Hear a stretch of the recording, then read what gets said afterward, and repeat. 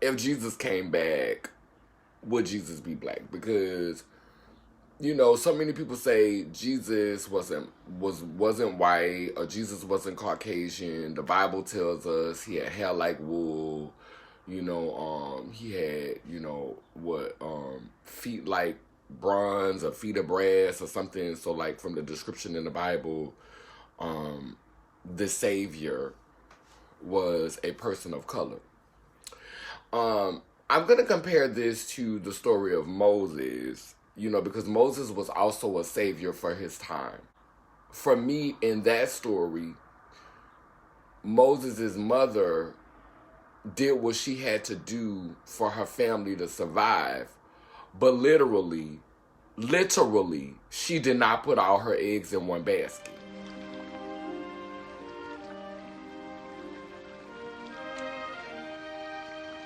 But Mother, we have not even given him a name. God will give him a name.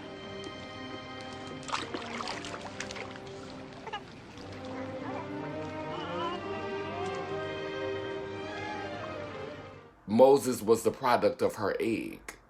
And she put her offspring in another basket and set it up adrift, to go through whatever, she would have rather it been on her own accord than at the Pharaoh's hands. So she didn't know if the baby was going to survive, but she literally gambled and didn't put all her eggs in one basket and sent hope down the river to see if there was another possibility, another way this could go.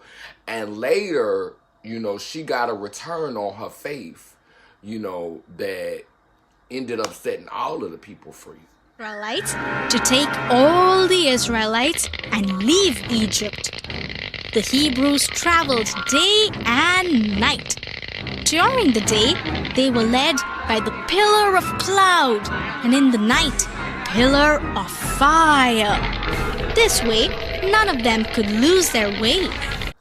So, when I think about these stories of how these oppressed people were, and I compare them to the stories that we hear today about oppressed people, I'm wondering if Jesus could emerge out of, if a Moses could emerge out of black society today. With all of this propaganda around how children should respect their elders, and how if you talk to your mama a certain way, you're gonna be getting up off of the floor and all your teeth gonna be knocked out your mouth. And like, if you can't stand up to your own family, how are you gonna stand up to the government? How are you gonna stand up to your oppressor if you can't stand up in your own household? Or if mothers and fathers aren't able to take self-assessment of themselves and see how perhaps their style of parenting can be harming or damaging, or unlearn some things that they learned while they were growing up so that they could be better guides or a better parenting, because that's what you are. You're a parent that's renting, because nothing belongs to you. You don't have ownership over these children. These children come through you for a purpose, just like you came here. We were all sent here, summoned here for our purpose. And, we come through vessels that are meant to guide us, that are meant to act as stars and guide us until we can find our place where we're meant to shine, where we're meant to dwell, where we're meant to be. Could a savior,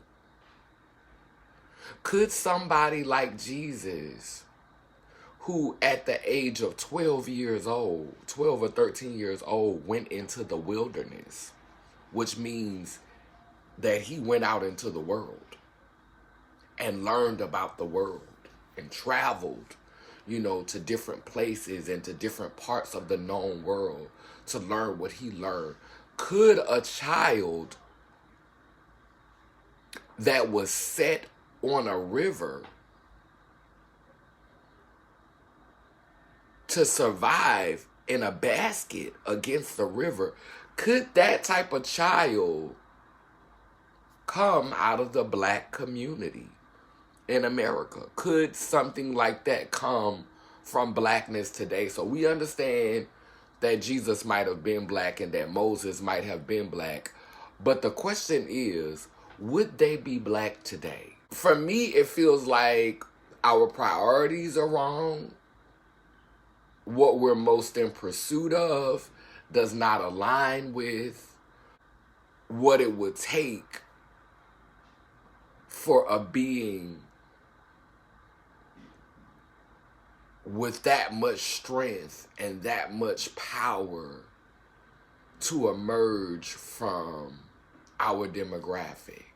It used to mean so much to me that Jesus was black. It used to mean so much to me that Moses was black. It used to mean so much to me that the people in the Bible were black. But if I'm being honest with myself today, I don't think that if the Savior came back, it would actually look like me. Because 9 times out of 10, my mama and daddy or my ancestors, my direct ancestors, would beat the resistance out of me. I can't even stand up in my own house, much less go stand up to the government. My own family wouldn't have the capacity or the tools to understand my rebellious nature. My own family wouldn't even be able to look at themselves and to do a personal inventory of themselves and what they've been supporting so that they could understand where I was coming from. They wouldn't even know how to nurture and cultivate that rebellion and guide that toward something that might be of use to the masses. Like, people get stuck in that quicksand and they get stuck in that pothole. Jesus is black, Jesus is black. We just mad because we never seen a black Jesus. That was then, this is now.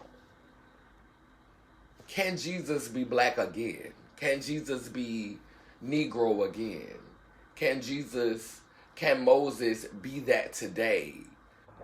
So my question is today, can we nurture those kinds of liberators today? Those kinds of chain breakers today? I'm not concerned as much about how Jesus looked in the past or how Moses looked in the past.